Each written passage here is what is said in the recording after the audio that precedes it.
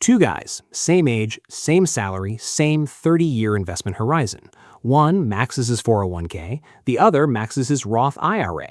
They both retire on the same day thinking they played it perfectly. They're both wrong.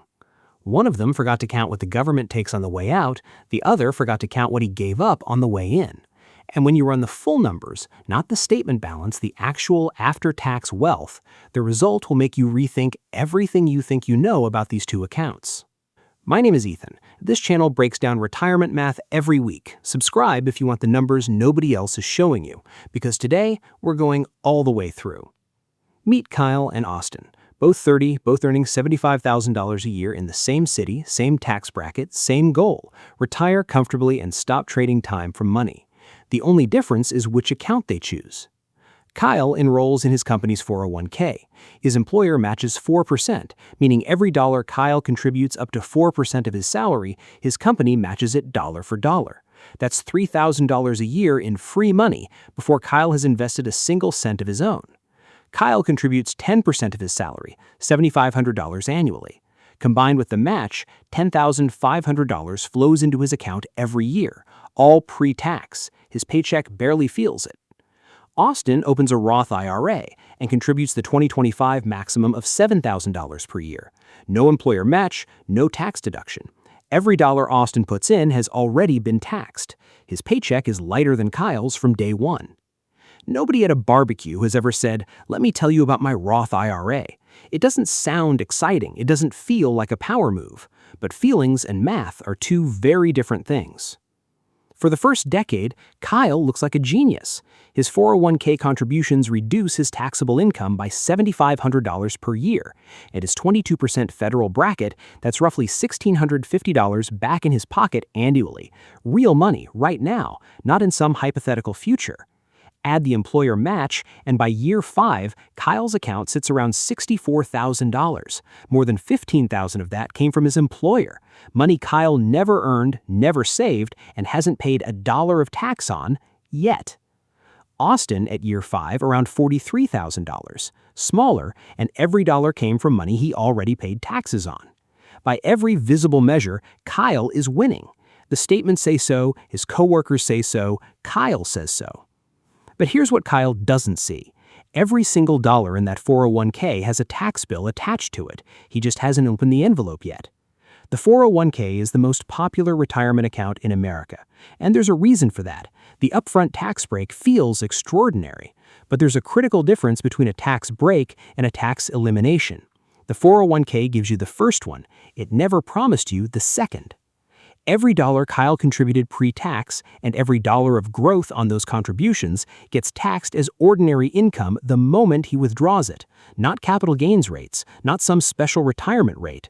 Ordinary income tax, the same rate as a paycheck.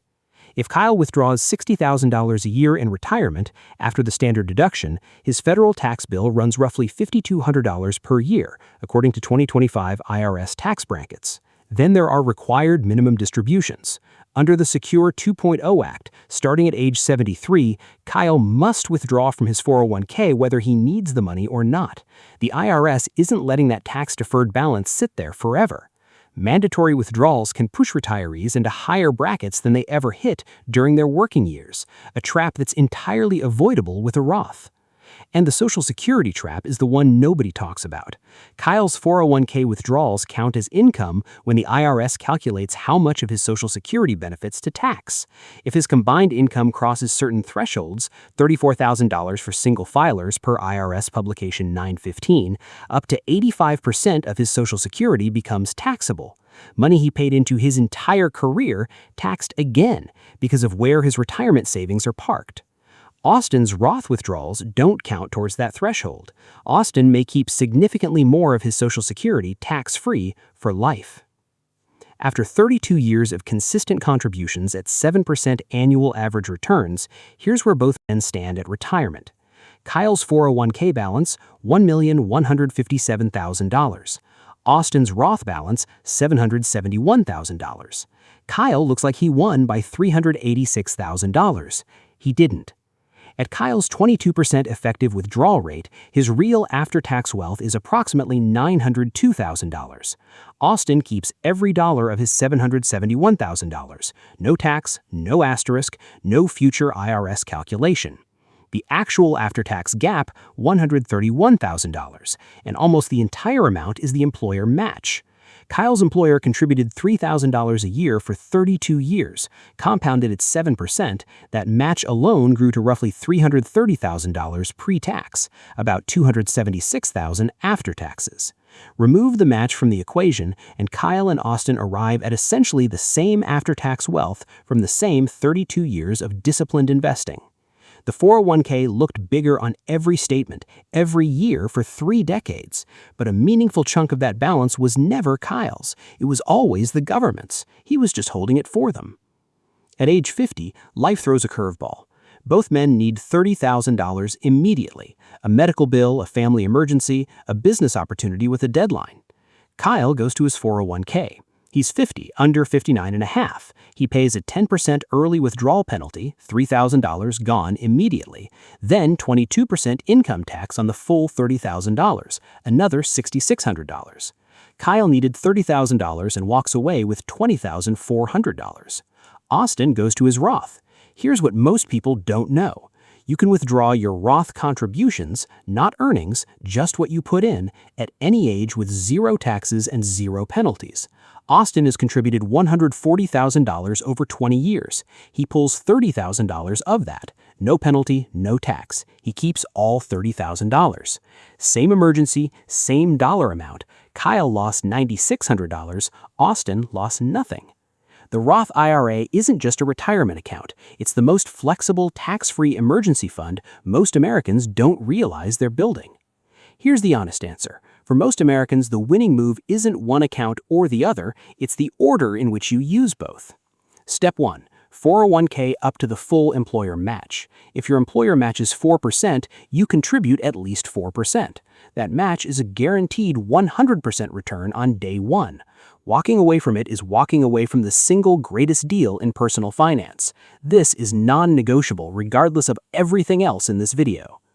Step 2. Max your Roth IRA. You've captured the free money, now capture the tax-free growth. Contribute the full $7,000 per year to a Roth IRA where the government can never touch it again. Not on growth, not on withdrawals, not on what you leave your family. Step 3. Back to the 401k. If you have more to invest after maxing the Roth, increase your 401k contributions toward the 2025 limit of $23,500. The pre-tax deduction still has value, and the higher contribution ceiling lets you shelter significantly more income. Match first, Roth second, 401k third. This is the sequence most certified financial planners recommend, and it captures the best feature of each account while avoiding the worst traps of going all in on either one. Kyle and Austin both made reasonable choices. Neither was reckless, neither ignored their retirement. They just optimized for the wrong number, the statement balance, instead of the only number that actually matters, what you get to keep after the government is done. The 401k millionaire who pays $188,000 in retirement taxes isn't in a different category from the Roth investor with the smaller balance. They're often in the same place financially. Just one of them understood the math before it was too late to change it. Now you do too. Like this video if the math reframed how you're thinking about your accounts. Subscribe for more of this every week and drop a comment. Are you currently in a 401k, a Roth, or trying to figure out where to start? I read every one. See you in the next one.